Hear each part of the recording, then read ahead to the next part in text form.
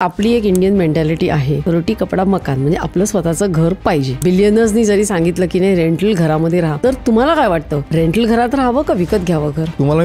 तुम्ही कुठल्या घरात राहता? येस, मी तेच सांगणार होतो. मी स्वतः रेंटेड हाऊस मध्ये राहतो. घर प्रत्येकाचं झालं पाहिजे, कारण तो एक इगो आहे. कधी झालं पाहिजे याच्यावर माझं नेहमी वक्तव्य असतं. मी तुम्हाला एक्झाम्पल देतो. कालच एक व्यक्ती ऑफिसमध्ये आलेले, वय वर्ष 32, 2 वर्ष लग्नाला झालेले. बायको दररोज कचकच करतेय, तुम्ही घरच घेत नाही. कारण तेच होतं, आई बाबांपासून वेगळं राहायचं. नवरा म्हणतो की आपण थांबू थोडंसं, पण पैसे नाही आता डाऊन पेमेंट घ्यायला करायला. साधारण तो 80,000 रुपये EMI घेणार होता. म्हणजे 1 करोडचं त्याचं घर होतं, 1 करोडचं लोन होतं. 50 लाख रुपये त्याला डाऊन पेमेंट करायचे होते. 50 लाख रुपयामध्ये 20-22 लाख त्याच्याकडे होते. उरलेले पैसे बाबा, मित्र, परिवार असं करून तो 27-28 लाख रुपये घेणार होता. ते घर न घेता त्याचे जे 25 लाख रुपये डाऊन पेमेंट करणार होता ते त्याने म्युच्युअल फंड्स मध्ये गुंतवले. लोन न घेता 80,000ची SIP चालू केली. 25 lakhs lump sum in 5 years, 12% will give you around 45 lakhs. EMI न देण्याच्या ऐवजी मी 80,000ची SIP केली, 10% वाढवली, तर ती 5 वर्षात 12% 80 लाख रुपये होता. 45 lakhs प्लस 80 लाख